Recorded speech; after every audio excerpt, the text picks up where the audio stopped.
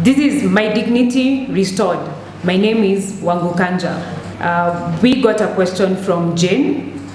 Jane asked, where does violence occur?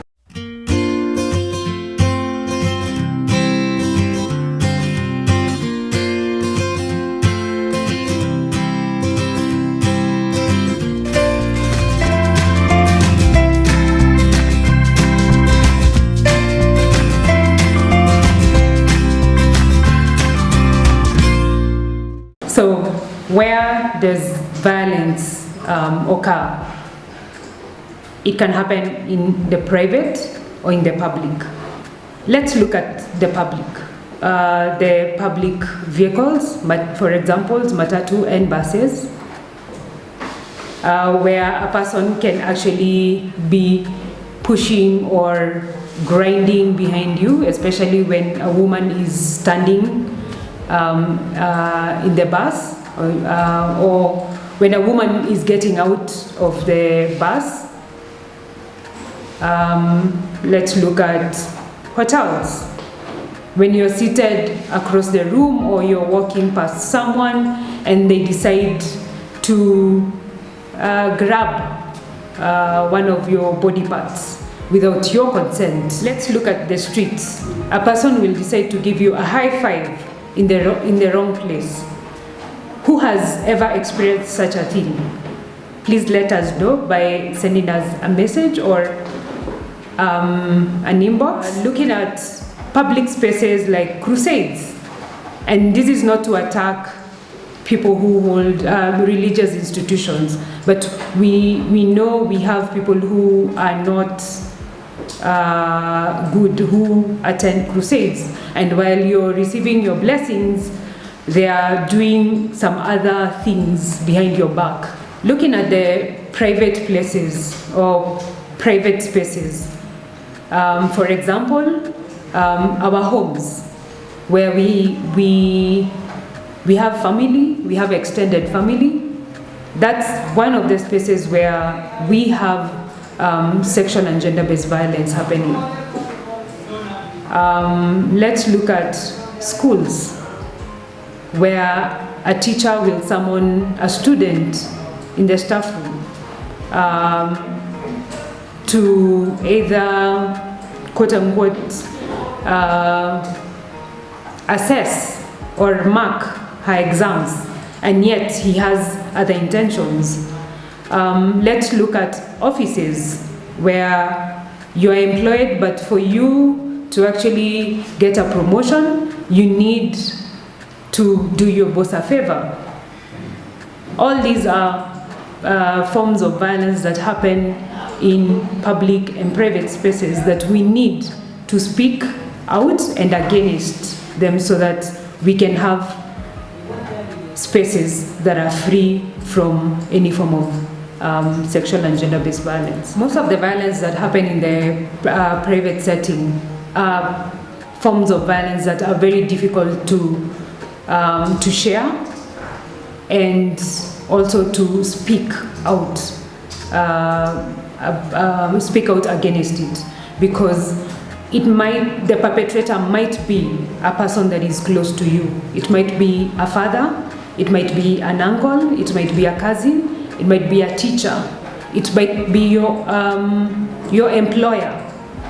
But that does not stop you from speaking out, because by speaking out, you will be helping yourself, but you will also be helping other people, and you will put it to an end by just reaching out and saying, this is what is happening, or this is what is happening to me, so that we can put an end to violence. When it comes to violence, we need to take in mind that we need to prevent violence.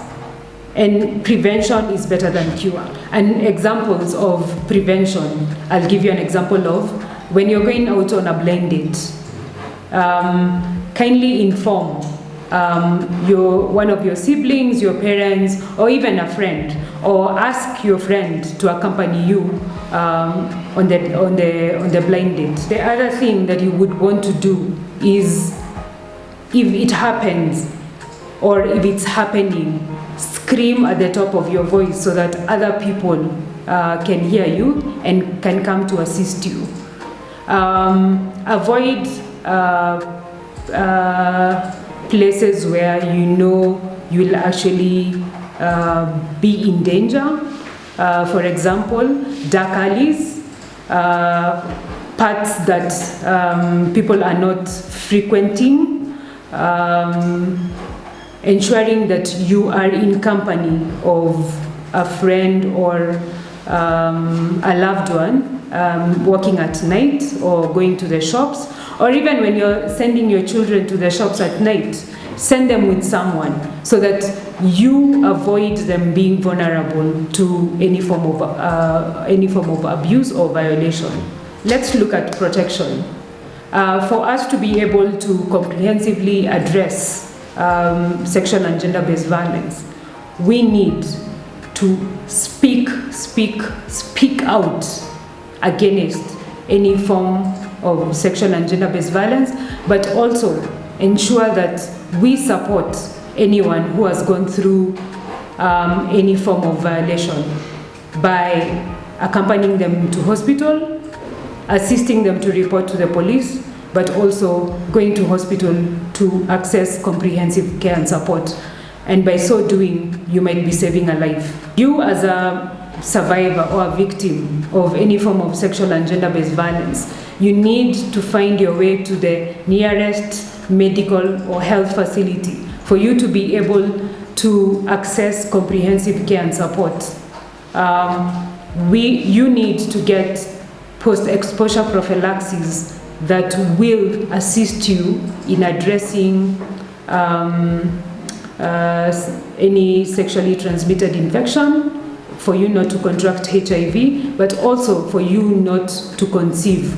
Because if we don't access the services, then the issue becomes complicated. By going to a health facility, you will get a medical report that you need to take to the nearest police station and have them record your incidents so that your case can be taken to court and you can start your accessing justice, because it's important to hold all perpetrators accountable, be it someone who's close to you or a friend, a colleague. You need to ensure that justice prevails. Don't shy away from reaching to Wangu Kanja Foundation.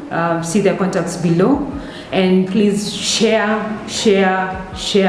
the information, the video clips that are available to your family, friends, colleagues at work, the community in general, your friends at church. And please don't forget to subscribe.